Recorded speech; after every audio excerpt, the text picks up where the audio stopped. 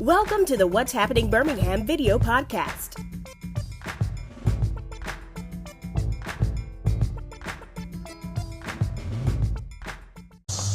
Hello everyone, this is Jarvis Escott with What's Happening Birmingham. I am back again with another candidate that's running for Birmingham City Council. Today I'm with Mr. Jonathan Hatten. He is running for Birmingham City Council District 8. Mr. Hatten, thank you for coming on the podcast today. Thank you so much, Jarvis, for having me. It's a pleasure to be here. You're doing wonderful work, and I'm just glad to be in this seat to have this opportunity to share with the people of District 8 what I see needs to be done, and what needs to be done is the person that's sitting in this seat is going to do it. Yes, well, I've seen your signs throughout the district. I mean, it's very noticeable. You got the blue and the green, so it's been, those colors been matching. I have to get into the psychology of that later on. I want to bring Mr. Hatten on today to kind of, that's what I'm saying, talk about his platform. You know that August 26th, Tuesday, August 26th is the actual day for elections. So Birmingham, come out and vote. But let's start off with the first question, Mr. Hatten. Why are you running? Just tell the viewers. I'm running because I'm tired. Frankly, I'm tired of the lies and the letdowns. I'm tired of false campaign promises, and I'm promising not to do the same thing that everyone else is doing. District 8 has been neglected for the last 4 to 8 years, and many of those issues we see every day, from the blight to the overgrown lots, to the burned buildings, to the bumpy roads. I'm running because I have a plan to change District 8 and make it the community we want to see. Okay, well, let's talk about your platform. I went on your website. I've seen you got, it's very unique. You know, a lot of people, when they run for office, they kind of mention kind of like the same old things. But then when you go back in the Mayor Council Act, they don't have the power to do it. Absolutely. So kind of tell the viewers what those 4 crucial parts of your platform real quick. Absolutely. Well, the first thing is I'm going to establish an office that will be receptive and responsive to the needs of the people. What that looks like is we will be open. We will receive the calls, and when those calls come in, we'll make sure that we do our research and respond to the people, because everyone deserves a response. It may not be the answer you want, but at the end of the day, you deserve to hear back and say, hey, this is what we can do, or this is what we can't do. But we can point them in a direction to the valuable and needed resources that they need, because city government can't answer all the questions. The truth of the matter is, the next thing we will be is transparent. That's right. We will be transparent to the degree where we'll provide timely information that is pertinent to your quality of life before you ask the questions. We will raise the issues and get feedback from you before we make a move to do something that is not aligned with the District 8 values. Also, we will make sure that we're honest with you. That is, we'll make sure that when you ask us the questions, we'll give you the honest answers that you deserve. Number 2 on that list is that we will create a district plan, a strategic plan, and I plan to do that with the help of the community by reaching out to all 12 neighborhood presidents, bringing them to the table, our faith-based leaders, our business sector, and we'll sit down on a quarterly basis, and we will strategically come up with an agenda. That agenda will be a needs-based assessment where we'll take all of the needs from the community, we'll prioritize those needs, and we'll come up with a strategic plan that's something that I can fight for and fight with when they put me in the seat to represent them. Thirdly, but most importantly, I want to invest in real mental health partnerships, real mental health resources. One of the things that separates me from the pack is that I have the value experience of 8 years of working as a mental health rehab counselor and coordinator. I know what is needed. I know the service providers that do a great job, and I know some that don't do such a good job. And I'll make sure that the dollars that the city is pouring into mental health goes to those service providers that provide top-notch service to help the people in their times of need. And fourthly, but most importantly, the neighborhood cleanups that will be derived from those 12 neighborhood assessments. We will clean up District 8 by pulling out the shovels, pulling out the weed eaters and lawnmowers, rolling up our sleeves, and we will get the work done ourselves, because the truth is no one is coming to District 8 to save us. So if we're going to create the community we want to see, we're going to have to do that with some sweat equity. We're going to have to go back to being neighbors to the neighborhood. We're going to have to go back to doing the work ourselves. That is, one street at a time, one block at a time, one house at a time, one community at a time. And together, we'll collaboratively and collectively create the District 8 we want to see. Okay, well, right now, I know you talked about your platform. Let's connect the dots. Okay. You know what I mean? Connect the dots. Tell the people your background. Absolutely. Well, I'm a proud product of BCS. I graduated Miles in 03.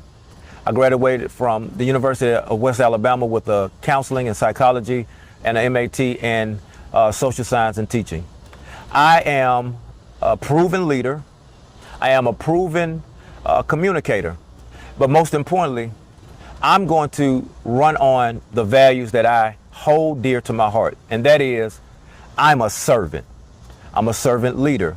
And with those qualities, I plan to utilize my strengths and weaknesses, bringing them together to communicate effectively, respond timely, and to stand on the issues that matter to you. My background is simple. I've been on the West Side since '08. And that, my brothers and sisters, that District 8 is where I have looked at and learned a great deal just in the last 4 years. As I drive around, I see the issues, but I'll use my strengths as thinking, I'll use my strengths as believing in a community, and I'll bring the people together, which is one of my greatest assets. And so my background is simple. I've been here, I'm going to be here, and I'm going to get it done. Well, one thing I like about, and I'll be remiss too, where we are, we're in a different part of Birmingham, but when you're city council, you represent all of Birmingham. That's right. You know, I see the view, well, you all probably can't see it on camera, but Ramsey High School. Yes, sir. Where you went to. Well, I finished from Ensign actually, but I actually work at Ramsey now. Okay, I teach AP Government Politics, Psychology, and US 10. And so, yeah, it's a rock throw away from where we are. Yeah. But working in that environment has given me insight into how we can make a culture that is doable for all of the schools, but also a model that will drive excellence on the academic side. Now, as a counselor, I don't have any power into the school system. They're their own independent function. But I can support them by financially, and I can support them with the right types of initiatives that will carry over and make Birmingham the success that it is. Yeah, I noticed you mentioned you was talking about like the mental health services. Right. But that also goes down to, and I want to connect this for the viewers as well, that when it talks about mental health, is kind of related to pride, you know, in the neighborhood. And in a lot of neighborhoods you drive by in Birmingham, unfortunately, you see a lot of unnecessary trash, you see unnecessary bright, high grass. It's no, like, we do, like you said, the cleanups. Like my mama told me, it's like when you clean your room up, your mind just feel refreshed and renewed. Right. Well, the laundry list of issues for District 8 is long. And I know firsthand what it looks like to move in a community that looks really good, and over time, because it's neglected, it goes down. We have overgrown lots. We have abandoned parks. We have rec centers that are not being maximized to their full potential. We have pools that haven't worked in 4 to 5, 6 years. We have a host of issues. Burned buildings, abandoned buildings. We have squatters. District 8 alone has 3 halfway houses on the end of my block. We have boarding home issues. We have a fentanyl crisis in our district, and we have an ICE crisis. So we have a lot of things, and all of that impacts mental health. When you think about homicide, right, that's conflict resolution. That is the ability to dissolve an issue or get that issue resolved without the conflict leading to gun violence. We have a lot of people who has experienced trauma, whether that's abuse sexually and things of that nature, but all of that ties into mental health. And when people use mental health, they use it very loosely. But I have the expertise to drive the vehicle for change in that area, because mental health is everything. When I say everything, when I drive down the street and I'm looking at the litter, it makes me feel away. When I see dead bodies on the road, it makes me feel away. When I become desensitized to what I see because it's so normal with the violence, it makes you have so many different experiences. And trauma is real. And so in our community, they need some hope. They need something to look forward to. And one of the things that we need to do is we need to get the parks and the recs open so that our young people can have a safe space to feel at home, but actually let off some of that steam. All of that ties into the mental health component. Well, one thing I've been hearing, if you guys go to countless forums, I would like /com debates, is this word called advocate. Yeah. Can you tell the viewers what does advocate means to you as far as being, if you're elected on city council? Advocate is to speak well of someone that's not there. Okay. And so when the people elect a representative, they elect someone based on that person going to government and being responsive to their needs, keeping those needs in mind, but voting in a way that's aligned with the values of the people that they represent. They may not look like you in color, but we all have shared values. And it's those values that I want to help create in a vacuum, but collectively, because the agenda will give me what I'm fighting for and fighting with. So advocating, because truth be told, District 8 has become voiceless. Okay, and when you were saying all that, I think one of the, I read some of the Mayor Council Act, everybody. But I know one part of the Mayor Council Act is that the city council can approve the budget. Right. They can approve it or they can not pass it. The mayor proposes the budget, but they can approve it. Right. What would you do? How would you make sure you relay the budgetary concerns for your district? Well, part of the budget process is that you get input from the district that you represent. You bring that to the table. Before the budget is proposed, you have committees, and most of the work of government is done in committees. And so bringing those agendas to the other councilors, you have to compromise and reach across the aisle to work through. But at the end of the day, you need 5 votes. And those 5 votes will drive what the budget is going to do. And so, yes, the mayor proposes just like the president and the governor, but it's the legislative body who holds the money. That's the gatekeepers of the taxpayer dollars. And so it is key that you have someone that is competent, someone that can think through, someone that can look at problems, strategically come up with solutions, and advocate for a budget that is going to be in line with the values of the community they represent. And so, yeah, adopting the budget is the first part of government, because nothing can do without funding. Nothing can get done without the funding. And so as a counselor for District 8, I'm going to use that agenda, and that's what I'm going to fight for as far as the budget is concerned, because the budget is where your intentions show up to the people. Yeah, like they say, show me your budget, I'll show you your values, Right. what you prioritize. Correct. One thing you mentioned earlier, you said your focus is on mental health. Yes. Like you said, we probably looked at the budget. They probably giving out contracts to people with mental health. Absolutely. It's different. So you won't be the consultant. You would be that person that's the first eyes. Right. To kind of see it. And so, again, this is one of the things that my experience leads me an advantage in this particular situation, because I know the good mental health resource providers, and I know some that don't do a good job. And so the city is already investing over $1 million into mental health. I want to make sure that that money is going to providers that do great service, excellent service, top-notch service, and make sure that the people who are seeking this help get the help that they need, and not just someone that's seeking a contract to get a check. Yeah, and I guess too, establishing some type of benchmarks to kind of see what's working and what's not working. Right. And so with mental health, because it's so wide of a spectrum, it's going to have to be strategic, targeted areas where we drive. Because again, addiction is a mental health situation. And a lot of our homeless population, they have mental health issues. And a lot of the addicts, they have mental health issues. Drugs can lead to mental health, right? And can establish a form of psychosis. So it's a lot of those things that I have the keen knowledge that many people talk about, but I'll be able to bring to City Hall and be able to advocate for those services and those funds to go to the right and appropriate places. Now, one of the unique things I've noticed that I went on your website, that you do ride-along tours. Yeah. You got a unique background with the ride-along tour. You care to share that with the viewers? Absolutely. So for the last few years, I've provided ride sharing around the city, which has given me the ability to see the entire city of Birmingham. I see the South Side, I see downtown, I see areas of Birmingham that I didn't know existed, right? And so what I'm going to do and what I'm doing is I'm providing an initiative for the riders of D8 to get somewhere they need to be, us to get to know each other, and we'll meet each other in the middle, right? And so all you have to do is go to the website, click on the Interact tab, scroll down, hit the ride share, and you can schedule a ride to get to your dialysis appointment. You can schedule a ride to get to your, to just go to the grocery store. I'll take you, we'll get to know each other, we'll have a conversation, and we get to build a rapport while you get to your destination. Well, one thing I will say about you doing the ride share program, but doing past rider, you know what roads been paved and ones that have not. Woo. And so Birmingham has done a good job in tracking that, but we have not done a great job in making sure that all of the roads get paved. There's a street behind me that hadn't been paved since I lived there. Oh, wow.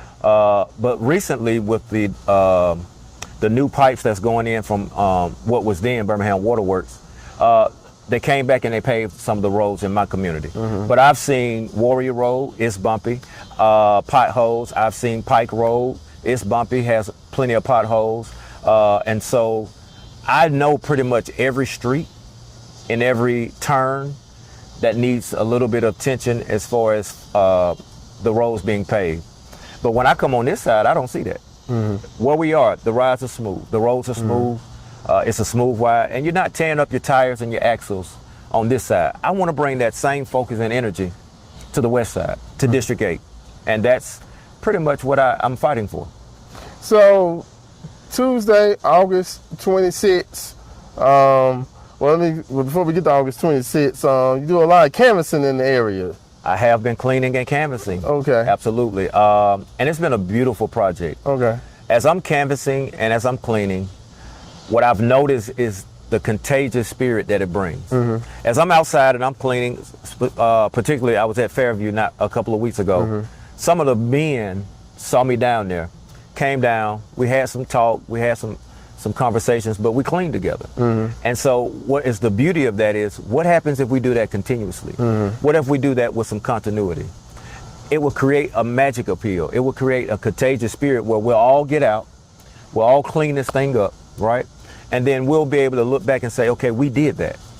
And so cleaning and canvassing is just a way to give back.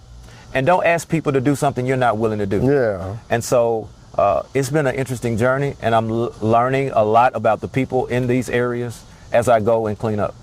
Okay, well, if people want to find out more about your campaign, where do they go? Absolutely. For my District 8 people and my neighbors and my potential voters, you can reach me, connect with me, or partner with me. You can support me. You can donate at the hattenfor8.com. That's hattenfor8.com. HATTENFOR8.com. There you can learn about the platform, you can learn about my fresh perspectives, and you can learn about me. I've personally written a letter to District 8 residents, and I want you to go and check out that letter. It's a heartfelt letter.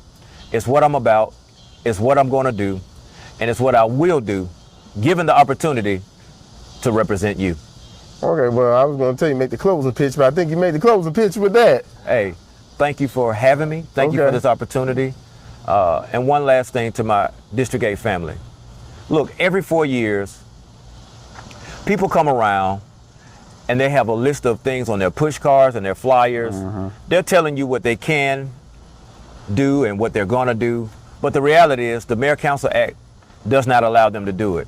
So I won't tell you I'll reduce crime. I won't tell you I'll revitalize the neighborhood. I won't tell you I'll do those things because the Mayor-Council Act prohibits a lot of that activity. But what I can do is what I've told you I will do. I'll be honest with you. I'll be transparent with you. I'll be receptive to you. I'll be responsive to you. Those are promises I can keep. And I have a plan, a strategic plan that includes both me and the neighbors and the collective community, both business, faith leaders, and neighborhood associations, for us to sit down, work together, and create, again, the community, the District 8 that we want to see. Well, Jonathan, I want to thank you for coming on. Continued success on your campaign. Like I said, that rideshare pro, that's a real nifty idea, you know. Yeah, it's very different. Yeah. I can definitely see a lot of elderly people, or even some people calling you, take them to a grocery store. Absolutely. And then like that sparks a whole lot of different conversations. It does. But like I said, he is a first forefront expert about which roads have been paved and which have not, because he's been driving. Absolutely. And so give me a chance to add city council representative to the slate. Local pastor, educator, father, husband, but most importantly, I'm somebody's son. And next, I want to be the representative that will fight for you, fight with you to create a D8 we want to see. And remember, Birmingham, Tuesday, August 26th, city council election, mayoral election. Go out and vote. We need more than 30,000 people to come out here and vote. There in a city that almost has 200,000. So everyone, please go out and vote. Thank you all for watching this video. Please check out what'shappenedbirmingham.com for more interviews. Don't forget to subscribe to the YouTube channel. Check me out on TikTok at What's Happening Beham, and the audio version of this on Apple Podcasts. But you won't get this great view, but if you just want to listen to it while you're walking, feel free. Thank you all again. Have a great day and go vote. Bye. Thank you for watching the What's Happening Birmingham video podcast. Please check out our website, app, or subscribe to our YouTube channel for the latest videos today.